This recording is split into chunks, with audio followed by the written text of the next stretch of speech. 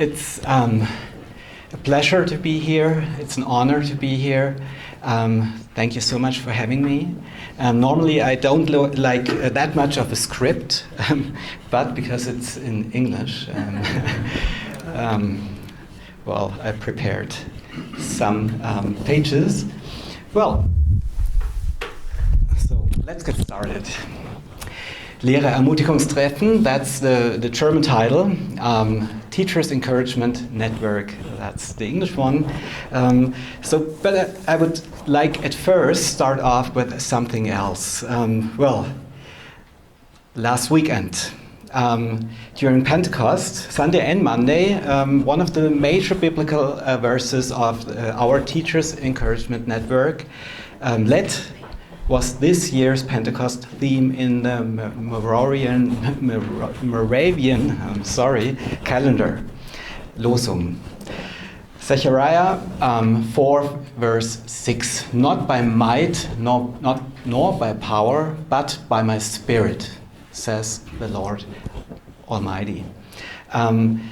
Everything I want to share with you tonight, everything we experienced during the last 30 years in our Teachers Encouragement Network, well, all of that, we were allowed to be part of something that God has been doing, not by might, nor by power, but by His Spirit. So that's very important for me to say in advance. It's not about us. You said that before, and I think that's the center of it. It's about God and His grace in and with us. For me personally, the core essence of what we can do as Christian educators is to be close to God's heart, to let His love fill our hearts day by day, and to let His love overflow to our colleagues and students. As the pace of life in the 40s, I'm in the middle of the 40s, is very fast. This is also my biggest day-to-day challenge. Well, staying close to God and spending time in His presence. Well, that's what everything else flows from. So I think that it's the secret and also the biggest challenge. Yeah. So because of that, I would like to tell you a story about gardening and a tomato that is very special for our family. In 2018, I began growing and planting tomatoes. Is there anyone in here who plants tomatoes regularly? Okay, so correct me if everything I am going to tell you might be wrong. I'll try to do my best. Well, since I had no experience at all, I can tell you, no experience, I accidentally broke the root of one of the delicate little plants while transplanting. So somehow I made a mistake. And I was ready to throw it away. But, and this is a true story. I can't, like, when I tell you the story, I can't really believe it because it really happened, and it did. So my oldest son, Jason, he asked me to try anyway, to plant this small little tomato plant carefully, gently, lovingly. So we did. In the weeks that followed, Jason nurtured and cared for the tomato plant with great devotion.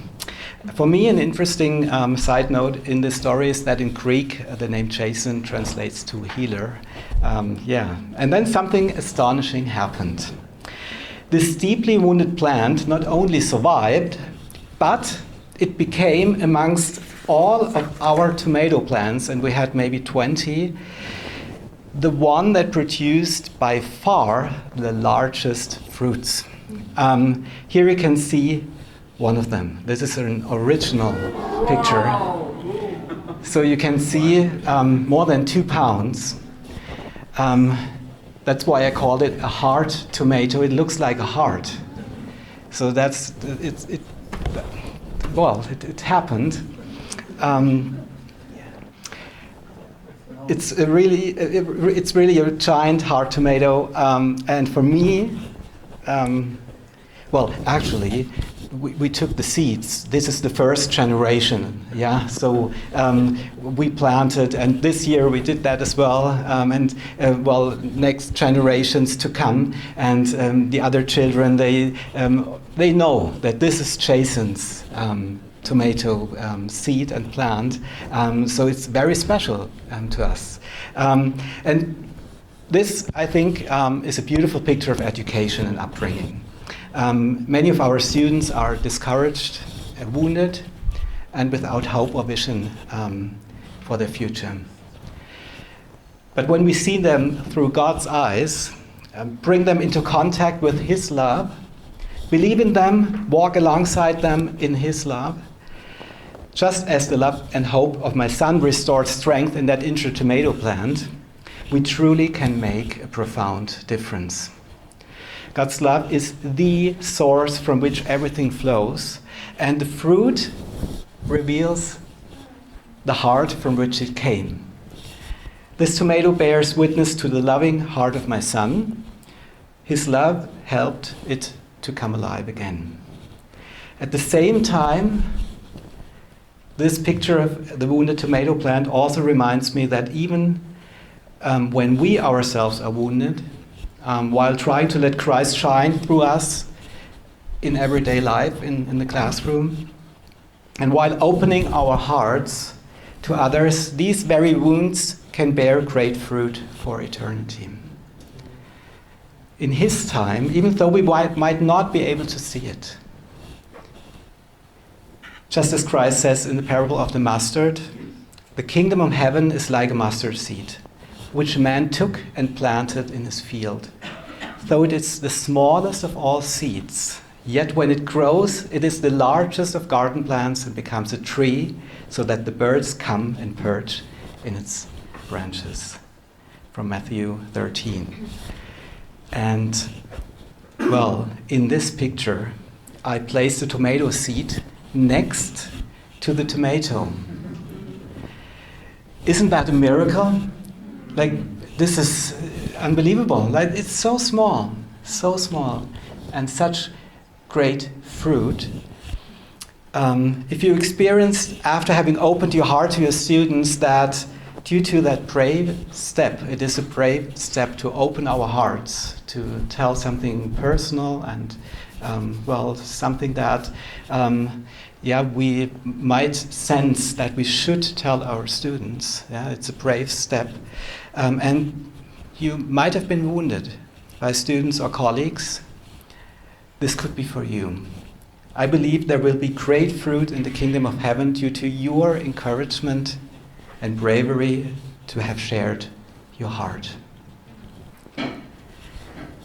Well, next story. Last year, my former principal gave this postcard to me as encouragement for my birthday. Well, this was like, the sentence in German now in English. A ship in harbor is safe, but that is not what ships are built for. So it's brave to share your personal story, maybe something that you feel you should tell your students, but it's not safe, and we know it. But we are built for going out there. I think being an educator is more than a job. It's a calling, and I think we don't see most of what we do and are doing, and might never see the result. But, I think there's great fruit in the kingdom of heaven if we do that and go out there day by day, year by year, and let Him be, the wind in our sails. So every day we all set out from the harbor and venture into the open sea. We need encouragement. We all do. I do. I need a lot of encouragement, especially when I'm discouraged, of course, to do it again day after day.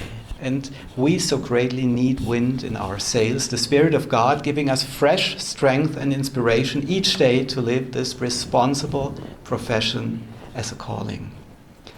Not by might nor by power, but by His Spirit.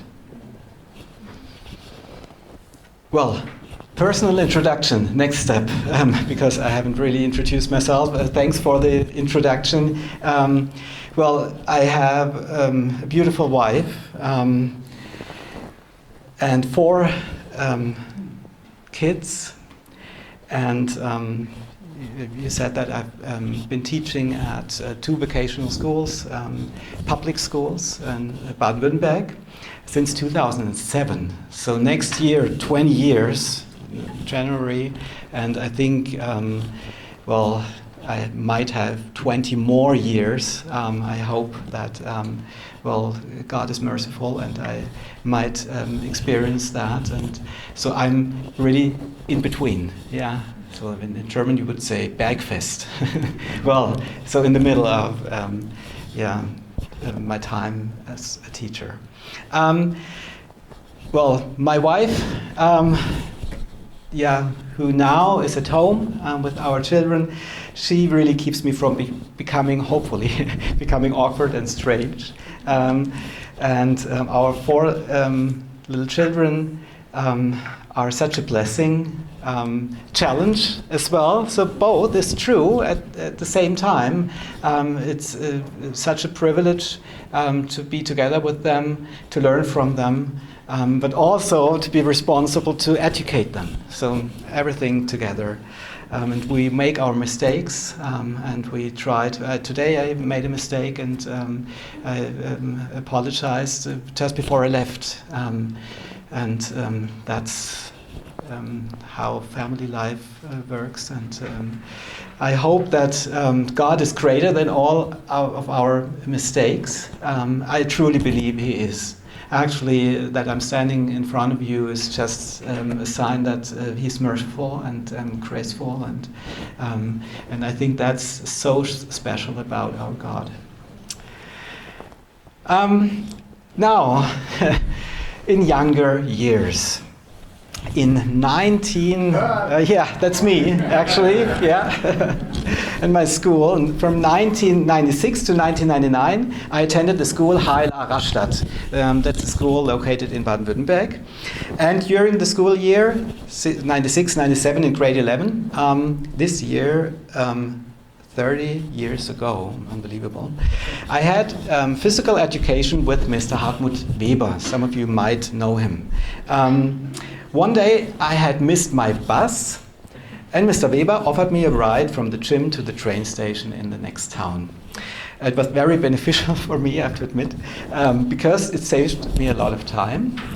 And that's how I ended up riding with him every now and then. One day, while sitting next to each other in his car, he asked me a question that I still remember.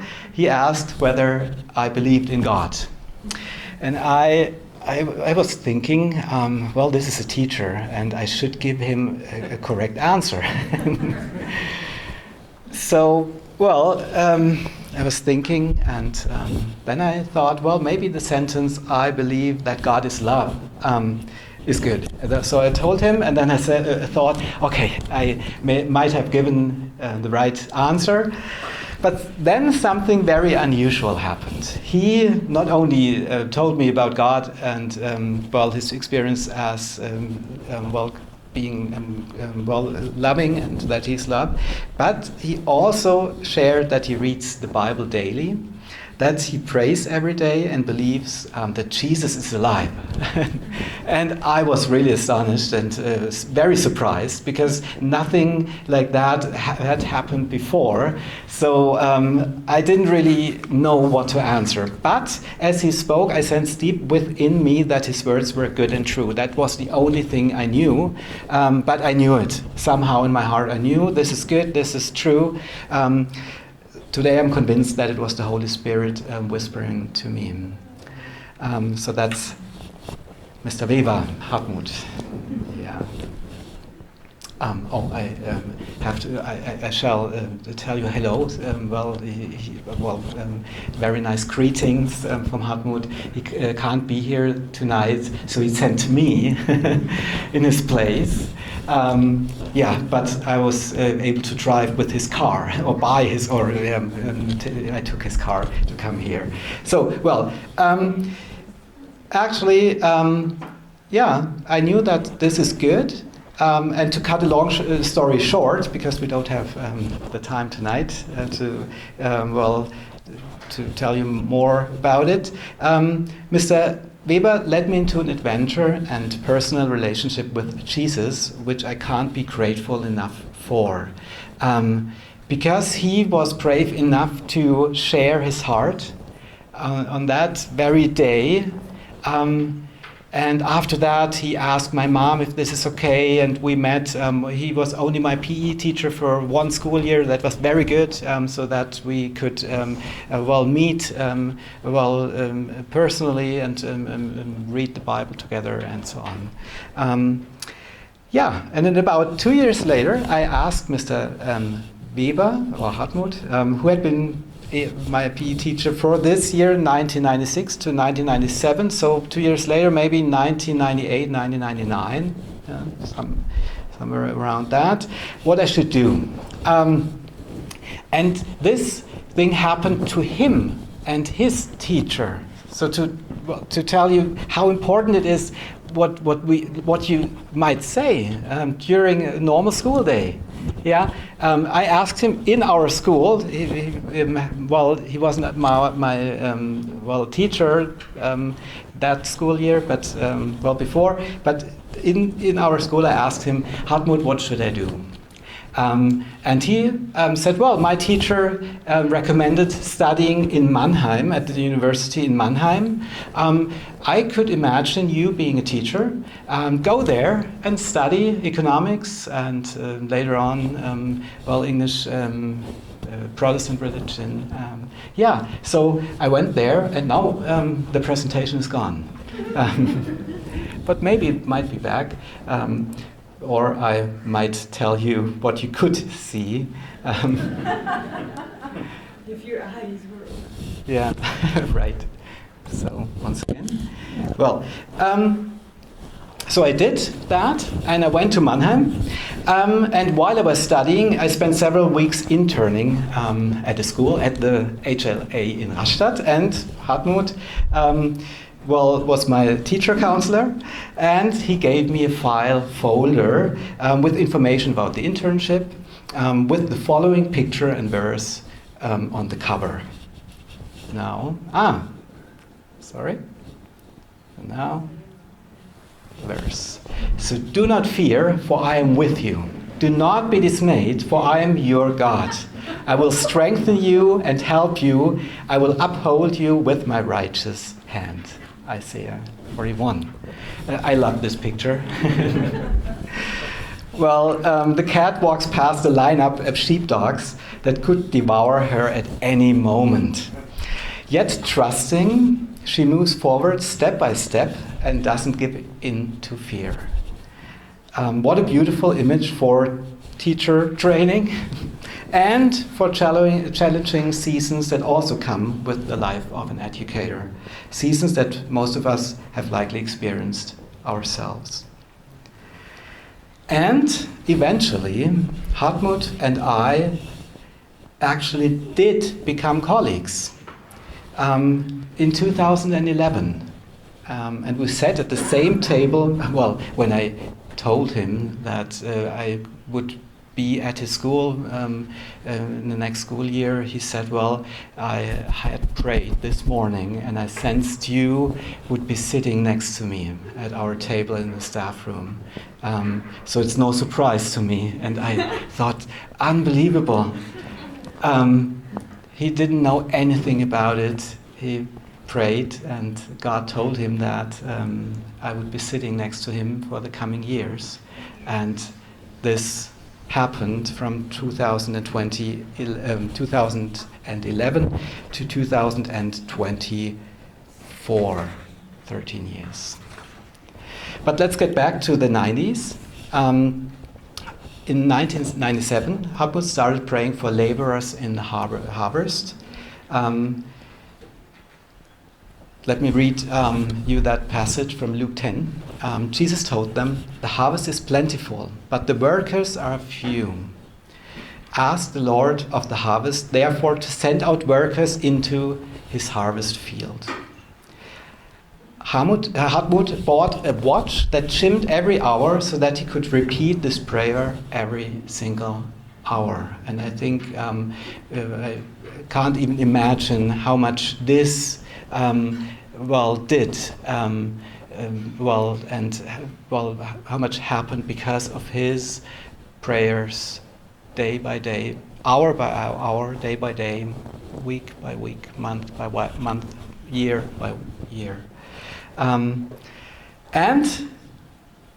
He had a remarkable encounter with a sower at a highway exit in 1997. He realized during that encounter that the sowers he was praying for actually are educators, teachers, and that it was his responsibility to be such a sower at his school and to encourage other educators to also sow God's love and the gospel at every natural opportunity that God would prepare in advance. And then something very special happened. Shortly before Christmas, he watched, a movie called Dead Poets Society. You might know it. Captain, My Captain. Yeah. With one of his classes together, and after having watched it, his heart was pounding, and he knew now is the time. And he told them, "This is the last lesson before Christmas. I also have a passion. I don't read verses of dead poets. I read living verses in the Bible. If you like to know more, then stay after the lesson." And God was graceful. 3 students wanted to know more and stayed. And I joined them for weekly Bible studies at 7 a.m. in the morning, like 7 a.m. at our school. And I still remember him saying, "It needs to cost you something." And I thought this was very nice. He told us, be there at 7. If you think this is important, be there. And we were there, and we read the Bible, and we asked questions and so on. In the coming months, our newly called Living Verses Society was growing. More young people came to Christ, and we experienced God's love and passion for us. It was an amazing time, really. But not by might nor power, but by His Spirit. Hartmut realized that his job as an educator is an enormous opportunity to share the gospel. So he started to share this encouragement story and his vision with other Christian educators from 2002 on, to multiply the vision of being God's ambassador in the place you are called to be. What started very small became bigger and bigger. And we experienced that other Christian networks had the same desire to reach the young generation, so that in 2005, the first Christian Educators Conference in Baden-Württemberg was held with hundreds of teachers. So this happened, and this was so amazing. And many prayer groups emerged from this event. Teachers' prayer groups. Over the years, more and more educators joined in, so that today we have contacts to almost 3,000 teachers and around 150 educators' prayer groups in Germany and beyond. We also connected with educators in Switzerland, Austria, and in recent months in France. So it's an honor, and really mean that so much, and privilege to be part of EurECA as well. The DACH region, I just mentioned them, Switzerland, Austria, Germany. In 2024, Hartmut published his book. I brought some copies along. Herzblut, about the heart. You might remember the tomato. In English, heart and soul. And the French teacher offered to translate it into French until the 25th of April 2027. You might remember the watch, and that was 1997, so next year will be the 30 years anniversary. In Guebwiller, private school there, he wants to publish it in French. That would be so great. If you check our website, we will share more details in the coming months about this event. Our vision is, according to the so-called Engel-Skala, or Engel, well, it's the name of a person, Engel scale, a model describing stages in a person's journey toward Christian faith, to help our students to come one step closer to Christ, one step. From the kindergarten educator to the primary school teacher to the secondary school teacher and beyond.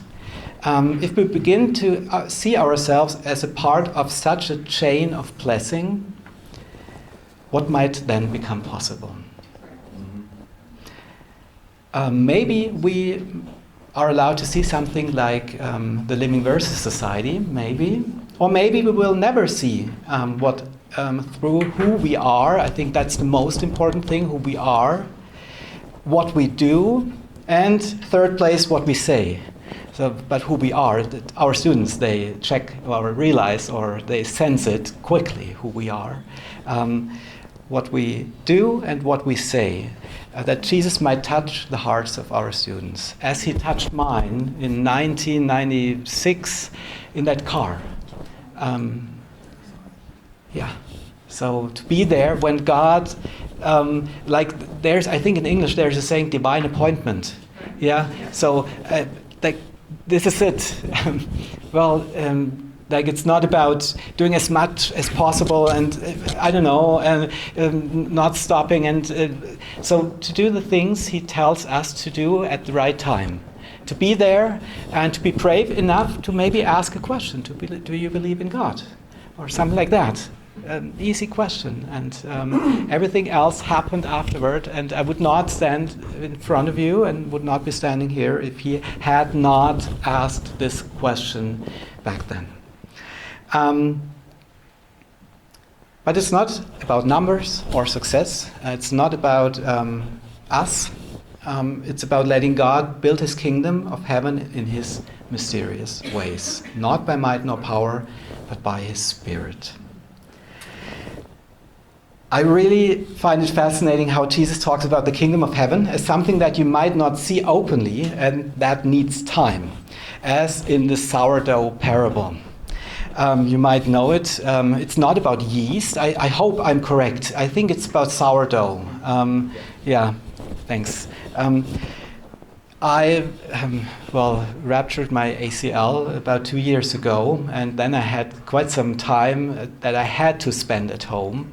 And I think it was this did not happen by chance, but a student of mine, her mom, she gave a sourdough starter to me. And then I ruptured my ACL, and actually that helped. ACL, like Kreuzband in German. I don't know about other languages, I'm sorry. Anterior cruciate ligament, yeah. So was quite bad. Another big story, but it's actually not possible for most something else, medicine. I would I really highly appreciate doctors and so on. So, but in Germany, I think this ACL healing thing of the cross bracing protocol is not really that well known, and I tried it. I was so lucky to have found it. Australian doctor who has been practicing that, and it healed. And normally that's not not possible. I had but I have to emphasize, like I highly respect, like what doctors tell you and so on. I found a doctor who did that with me, and I was so glad that he did, and it worked. But I had a lot of time at home, and I tried it.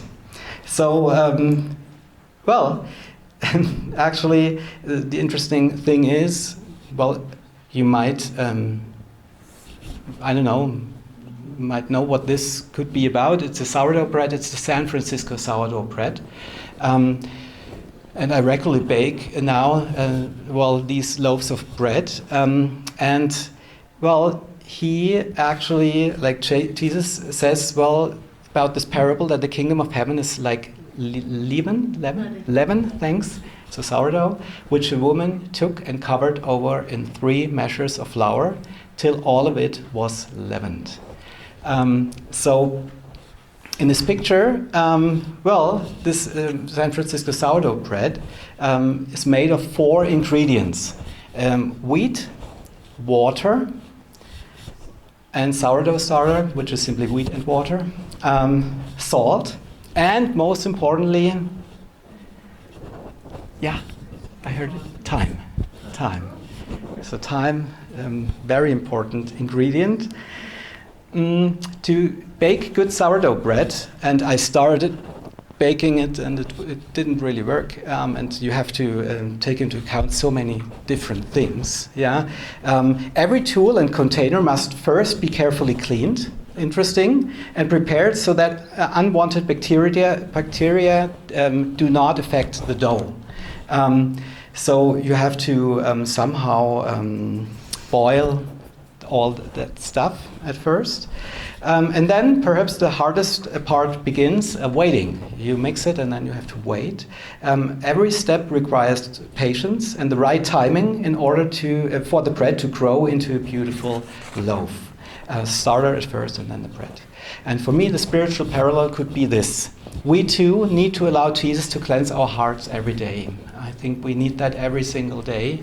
And we need to look at and understand all circumstances, temperature, the type of grain, situation, maybe the mood in the classroom, and so on. Yeah, we have to wait for the right time to come in order to put the seed at the right time into the hearts of our students, which might grow whenever He intends it to grow. So I love this parable of sourdough bread. If you bake with sourdough, it's such a fascinating thing, and it tells us so much about the kingdom of God. Yeah, I really like this parable.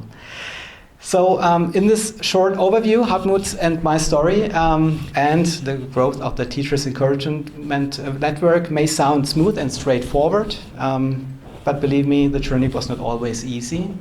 We also had our challenging times, also at our school, and many ups and downs, like everyone probably has. But as we have been walking in God's grace, He opened and opens doors at the right time. It's all grace. As Paul puts it, but he said to me, "My grace is sufficient for you, for my power is made perfect in weakness." We have experienced that so many times. Not because of our strength, but because God is love and full of mercy. He does the things He wants to do because He loves us. So I only had like 30, 40 minutes. I don't remember how much time I needed now. I'm sorry, maybe a little bit more than the 30 minutes. If you would like to learn more about LET, we warmly invite you to visit our website, LehrerErmutigungsTreffen.de, or if you speak German, listen to our podcast. We have a podcast, Hartmut and I, with the story, like we started it, I think in 2000 and I'm not sure. 13, we went to Austria, and after that, the time we had there was not recorded, and then we thought, what could we do? And then the idea of a podcast came, and we did that and started that. So it's, I think, the third season this year. Please feel free to take one of the flyers that are being passed around, or maybe you might find them over there. If you want to get a book, I think €20, if you like. It would be great to stay in touch. And thank you so much once again for the opportunity to share with you today. It's a joy and encouragement to be here. And I would love to continue the conversation and connect with you afterwards.